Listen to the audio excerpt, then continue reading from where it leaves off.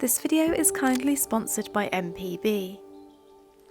I have framed up one of those sort of obvious must-take images when you're doing landscape photography in a quarry, but I'm not too sure about it. We've got this bare and barren tree that is just sandwiched between the cliffside, and I like how minimal this scene is and how subtle the tones are. I was also drawn to these lines that we have going across the scene as well, sort of diagonal lines going from the corners down to the opposite side as well. I'm not sure what's really making me hesitate about this scene. I have explored other angles and perspectives, and this is sort of what I have settled on, and I'm not sure if my brain is jumping into perfectionism mode where it gets just I'm a little too hard on myself and I get very, very picky, or if there is something that's just slightly off about this scene that I haven't noticed. But seeing as I was drawn to it enough to get my camera out, I'm going to take the photo and take a look at it later on. If I like it, fantastic. If I don't, I will be able to take something away from it and learn something from it that perhaps I can apply to a similar scene next time.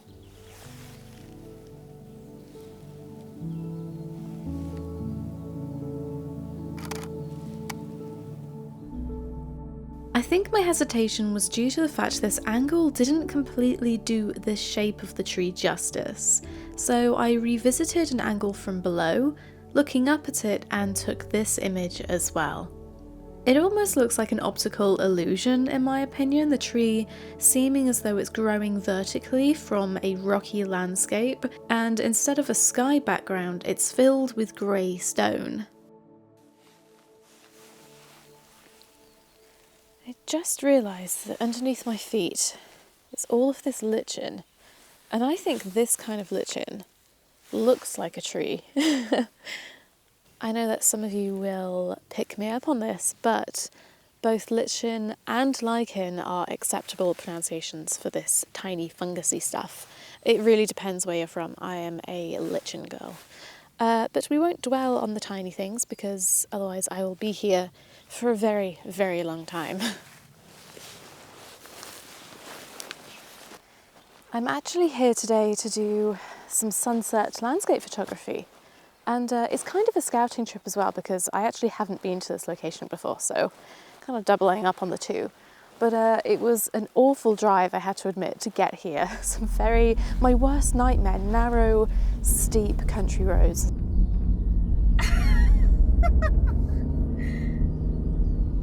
Help me! So now that I'm here, I cannot leave because that would mean driving those roads again. So this is where I live now. This quarry is known for all of these mounds that shape the landscape, all of these incredible shapes and lines. And I've been led to believe that if I hike upwards, there is a viewpoint where I can look down and get a really good view of the entire landscape, which sounds like a pretty cool idea.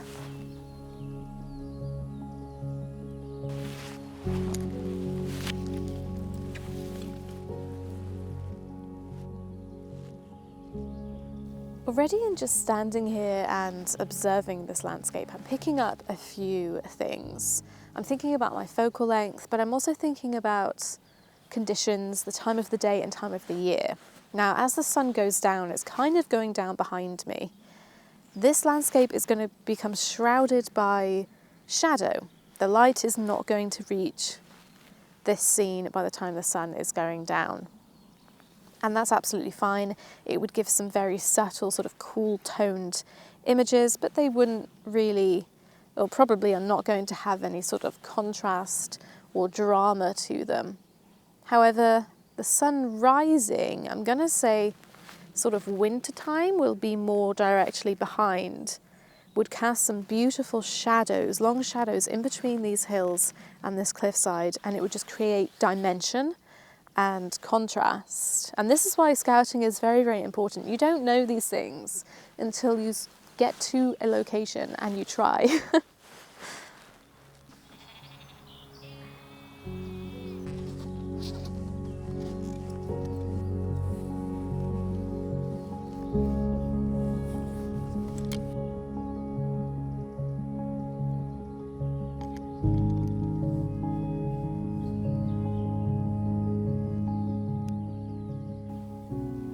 So I've set up a vertical scene here, and now it's just a case of waiting to see if the sky does anything.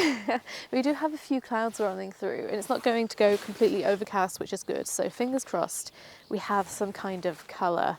So I'm using these rocks in the foreground. My first idea was to go super, super wide and get this ledge in as my foreground sort of framing element. But when you look at the middle of the image, all of that green is not really giving anything. So I'm trying to cut that down very slightly and just get a tiny bit of that in, because it's not really going to add too much. So we've just got some of the shape, and then in the background we've got some of these hills and the cliffs. It was peaceful just observing the sun slowly set, but I don't think today's conditions did this location justice at all. I took a few reference images playing with composition, and I do think a wide angle lens would work well here, especially with an interesting sky. I like the inclusion of rocks in the foreground, as I think they seem to mirror the jagged shapes of the landscape below.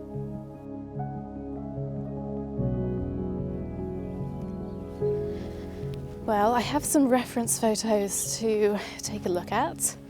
But oh my gosh, what a beautiful place. I'm glad I came to have a look and explore today. It was on my maybe I'll scout it sometime, but I'm not too bothered list. You know, when I'm researching new places to explore, some locations just jump out at me as, yes, this is for me and I must go here, and others like this are sort of like, maybe if I'm bored. But I'm glad I took the time to come and take a look at this location, despite the drive here not being particularly enjoyable. And now I have to go do it again. But yeah, I don't know, this is the first time in a while that my landscape motivation, my landscape excitement has really sort of kicked in. Like, I'm ready to go for the next round. Where are we going next? And who's driving? Because I don't want to drive.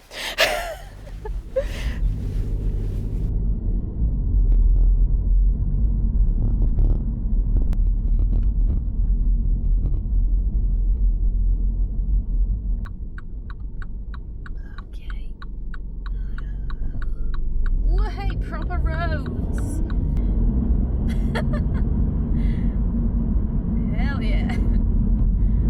Well, before we head off to our next location, I just want to thank MPB for sponsoring today's video.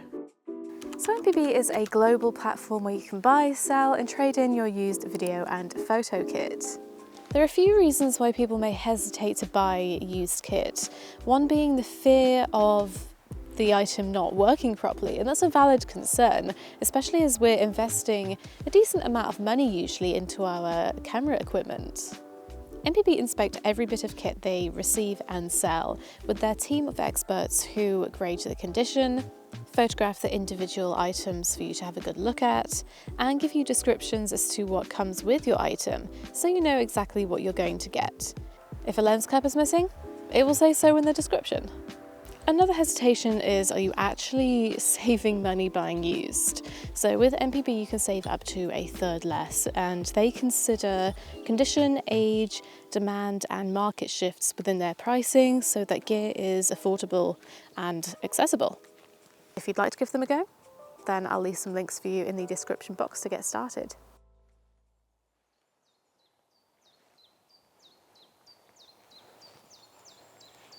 You may be thinking, Courtney, you're in the Forest of Dean. Actually, I am, yes, in a forest, but I'm about an hour and a half away from the Forest of Dean. And although it is still a forest, sometimes it's nice to explore somewhere different. I originally considered going to the coast today.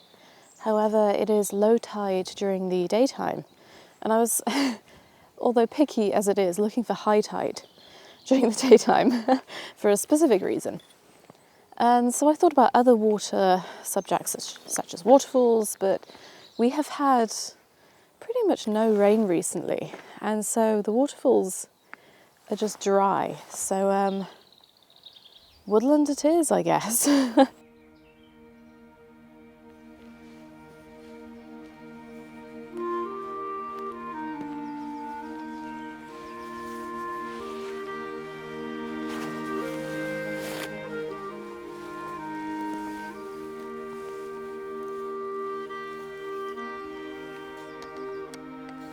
I'm playing around with this composition here, and it's a scene that isn't my usual style. It's heavily, heavily contrasted. It is sort of mid-afternoon, so we've got this bright sunlight coming through the trees, creating this sort of chaotic dappled light, and then these trees are just shrouded in deep shadow. When I initially framed up, I thought there was far too much space in between these two trees, and when I try and close that gap by shifting myself over to the right, it then opens up a gap between the two trees on the left. And it just feels as though there's too much sort of empty space that isn't necessary. And so I'm experimenting with cropping that tree on the far left out completely. As I said, I don't think this is really my style in terms of the heavy contrast, and I think I'm envisioning this light being softer morning light coming through the tree, and I think I'll try and emulate that very slightly by adding a bit of haze in that top right corner in post-processing. But I guess we'll see.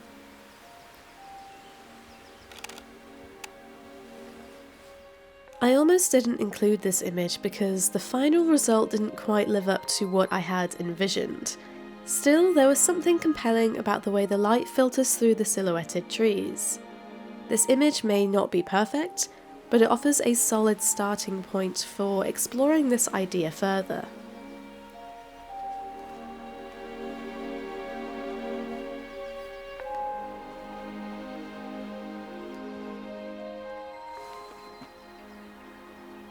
This is a cracking tree. And there was a very specific path to get to it, which makes me think that people visit this tree and probably photograph it fairly often. And I'm probably going to do the same.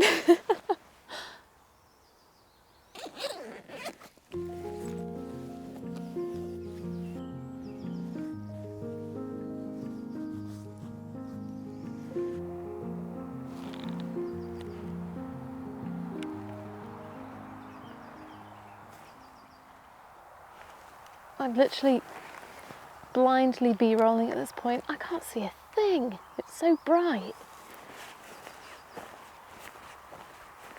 Oh, hello. So we have a couple of composition ideas for this tree. So we've got a 16:9 crop, and what I quite liked is this dip here in the landscape. And it kind of mirrors, but also is the opposite of the sort of the roundness and the curve of this tree going off to the right. It's almost as though these branches are curving and aiming for this dip in the landscape.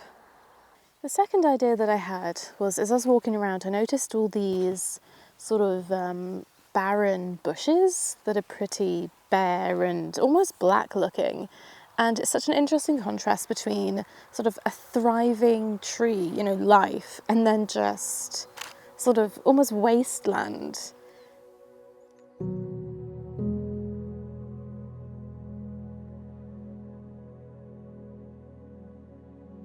While I was on location, I didn't notice how this cluster of bushes kind of creates a natural shadow beneath this leaning tree. It's as if the tree is bending into the dip of the landscape to rest, or maybe in a moment of quiet exasperation.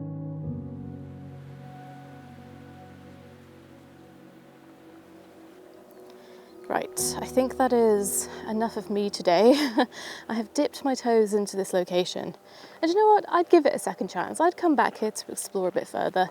The pond I had a brief look at, wasn't really giving anything, to be honest, but maybe a second, sort of more deeper look would prove otherwise. Otherwise, I'm getting hangry, so that's my cue to leave. I'd love to know how you guys decide when you stop a location shoot. If time is unlimited, do you just keep going until you just feel like you're done? Do you take a certain amount of images? You have sort of a goal that you must hit before you leave? I'd love to know, I'm curious. Otherwise, I guess I'll see you next time. Thank you so much for watching this video, and bye.